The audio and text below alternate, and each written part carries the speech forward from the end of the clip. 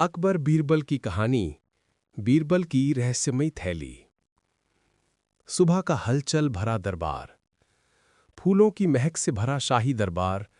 संगीतकार धीरे धीरे वीणा बजा रहे थे। दरबारी अपनी अपनी जगह बैठकर धीरे धीरे गपशप कर रहे थे।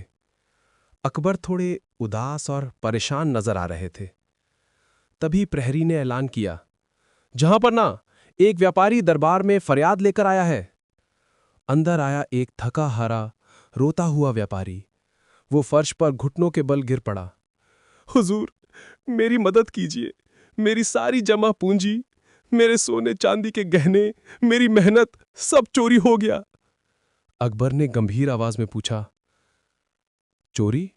और चोर कोई सुराग छोड़ गया?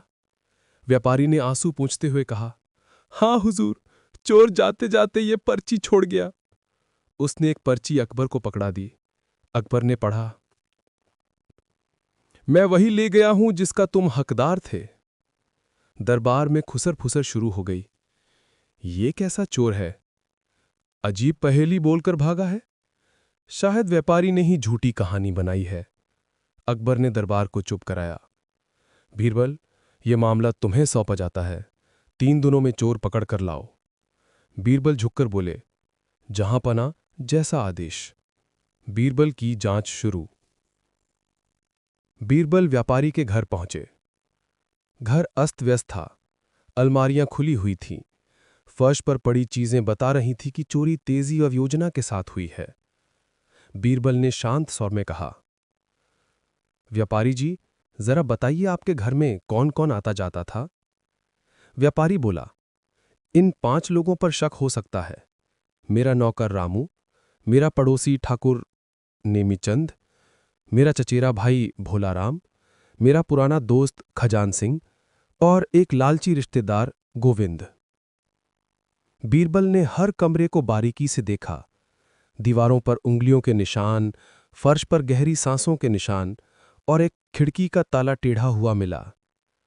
उन्होंने मुस्कुराते हुए कहा, लगता है चोर उतना तेज है जितना वो खुद को समझता है, पर मैं उससे ज्यादा तेज हूं। रहस्यमयी थैली की तैयारी। बीरबल महल लौटे और एक अनोखी चीज मंगवाई, एक बेहद हल्की बड़ी थैली। उन्होंने थैली के अंदर कुछ नहीं डाला, पर थैली के अंदर हल्का सा खुशबूदार तेल लगा दिया। एक ऐसा तेल जिसकी खुशबू पकड़ में तो आती है पर दिखाई नहीं देती। चुनाव क्यों? क्योंकि अगर चोर को कहा जाए कि थैली काट सकती है, तो डर के मारे चोर थैली को अंदर से छुएगा ही नहीं, और जो निर्दोष होगा वो बिना डर के हाथ डाल देगा। इसका मतलब निर्दोष बराबर हाथ में खुशबू, चोर बराबर हाथ बिल्कुल सूखा। बीरबल ने थैली का नाम रखा सच बताने वाली थैली। दरबार में नाटकीय जांच। अगले दिन अकबर के सामने 5 शकी व्यक्तियों को बुलाया गया। दरबारियों की भीड़ लगी हुई थी। सब लोग दांतों तले उंगलियां दबाए इंतजार कर रहे थे। अकबर ने आदेश दिया, बीरबल, शुरू करो अपनी बुद्धि का खेल। बीरबल बोले, जहांपना, यह है सच बताने वाली थैली। जो चोर होगा, थैली उसके हाथ को काट लेगी। 5 फरियादी सिहर गए। पहले आया नौकर रामू। डरते डरते हाथ थैली में डाला, खुशबू लग गई। दूसरा आया पड़ोसी नेमीचंद। पहले हिचकिचाया पर हाथ डाल दिया, उसके हाथ में भी खुशबू आ गई। तीसरा आया चचेरा भाई भोलाराम। थोड़ा हंसते हुए बोला, बीरबल जी, मैं बेवकूफ तो नहीं जो चोरी करूं, पर फिर भी हाथ थैली में डाल दिया। चौथा आया रिश्तेदार गोविंद। उसके चेहरे पर घबराहट थी, पर उसने हिम्मत जुटाई और हाथ डाल दिया। अब बारी थी पुराने दोस्त खजान सिंह की। खजान सिंह का चेहरा पसीने से भीगा हुआ था। उसने थैली को देखा, फिर बीरबल को देखा। उसके हाथ कांप रहे थे। वो बोला, बीरबल, ये थैली सचमुच काटती है? बीरबल ने बहुत गंभीर स्वर में कहा, अगर तुमने चोरी नहीं की तो डरना कैसा? दरबार सन्न। खजान सिंह ने हाथ आगे बढ़ाया, फिर पीछे खींच लिया। एक लंबा मौन। आखिर वो बोला, मैं बाद में हाथ डालूंगा। बीरबल ने मुस्कुराकर कहा, नहीं, यही समय है, डालो। खजान सिंह ने हिम्मत नहीं दिखाई। थैली को बस बाहर से छुआ और हाथ पीछे कर लिया। असली खुलासा। अब बीरबल ने पांचों को सामने खड़ा किया। उन्होंने कहा, जहांपना, उनसे हाथ आगे करने का आदेश दें। अकबर ने कहा, सब हाथ दिखाओ। पांचों ने हाथ आगे किए। 4 के हाथों से खुशबू आ रही थी, एक व्यक्ति के हाथ से बिल्कुल भी नहीं। वो था पुराना दोस्त खजान सिंह। अकबर बोल पड़े, ये कैसी बात है, साफ हाथ वाला चोर कैसे हो सकता है?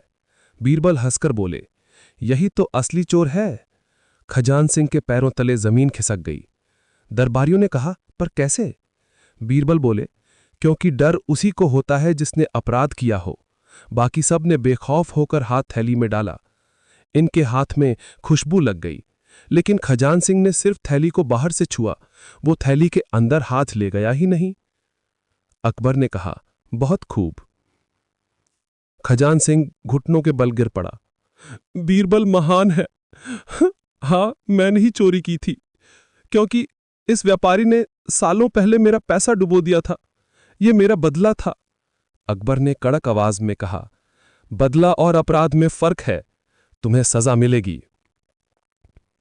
बीरबल ने कहा, जहांपना, मैं एक बात और बताना चाहता हूं। अकबर, कहो। बीरबल, व्यापारी भी पूरी तरह निर्दोष नहीं है। यह आदमी पहले दूसरों को धोखा दे चुका है, इसकी वजह से ही खजान सिंह ने बदला लेने की सोची। अकबर ने व्यापारी को चेतावनी दी, अगली बार अगर किसी को धोखा दिया तो तुम्हारी भी सजा तय होगी। व्यापारी सिर झुकाकर बोला, हुजूर, अब मैं कभी किसी के साथ अन्याय नहीं करूंगा। भव्य पुरस्कार। अकबर ने सिंहासन पर बैठते हुए कहा, बीरबल, तुमने सिर्फ चोर पकड़ने का काम नहीं किया, बल्कि अपराध की जड़ घृणा को भी उजागर किया है।